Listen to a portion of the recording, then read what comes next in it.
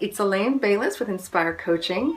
This is our third part of the Save Your Time, Save Your Life giveaway video. You can hear my darling little girl screaming in the background.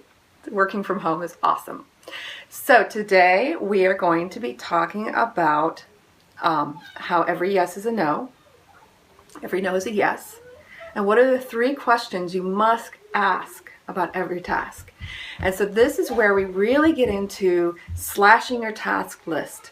So, we've done the prep work, we've talked about some proactive strategies you can take, and now we're really going to get to the nitty-gritty of cutting your task list. So enjoy! Section 3, for every yes, there is a no.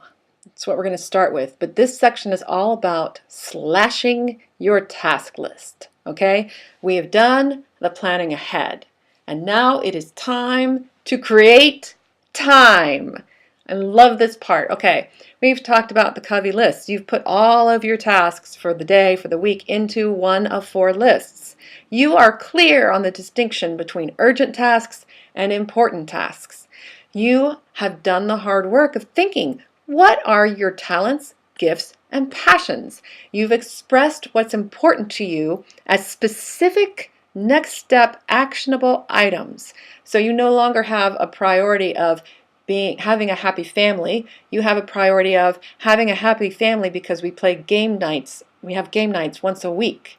Okay? So you've got nice, specific, juicy, important items on your list. You've looked at the time thieves. You've started incorporating these defenses against those time thieves so that while you do have a little bit of quadrant 4 in your day, a little bit of time to relax in your day, it's not sucking up time without you being aware of it.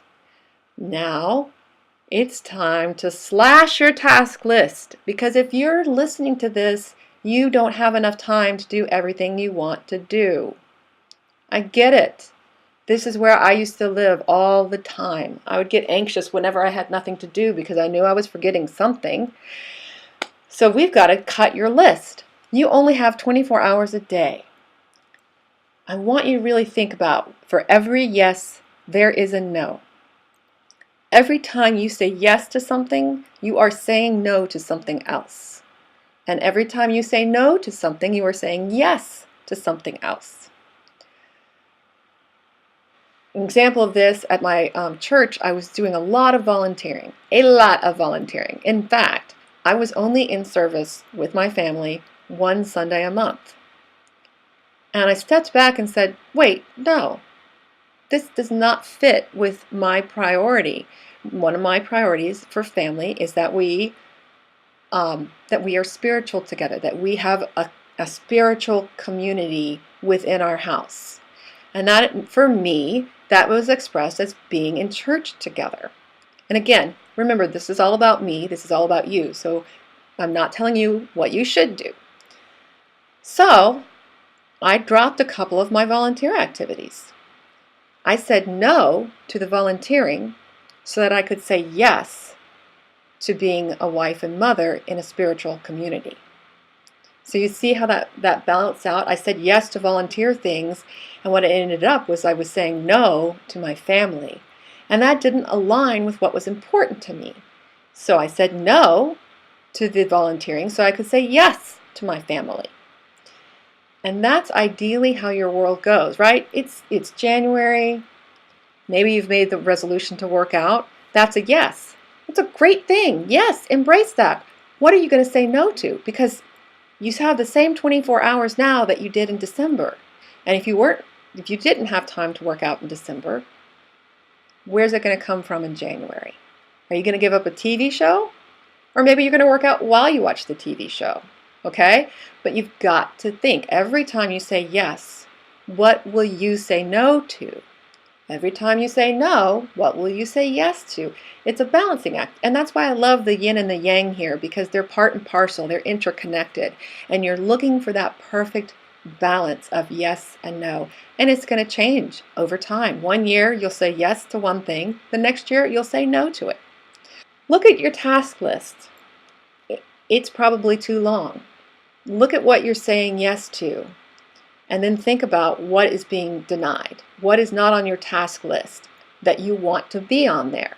Okay? So don't add anything until you've taken something off. And I would say too, you want to go through, clear out your task list. And that's my next point. The 3 questions.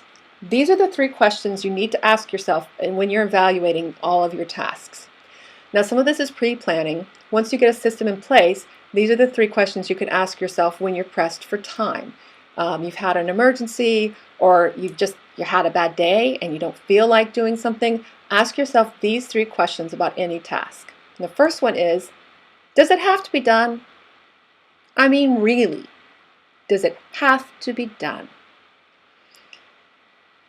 Is it a should? Throw it out. Second question. Okay, that's assuming the first question is yes, it has to be done. Does it have to be done by me? Do you have to do it? Okay? Yeah, sure. Toilets have to get cleaned. Okay? Pets have to go to the vet. Kids have to get shots. These things have to be done. But does it have to be done by you? Can you hire a dog walker to walk your dog at lunchtime so that you have time to eat a healthy lunch? After I've been actually teaching my priorities course for over a year now, and finally I took the step of hiring someone to clean my house once a month. Because I don't have to clean my house. It can be outsourced. And let me tell you, there were a lot of reasons I didn't want to do it.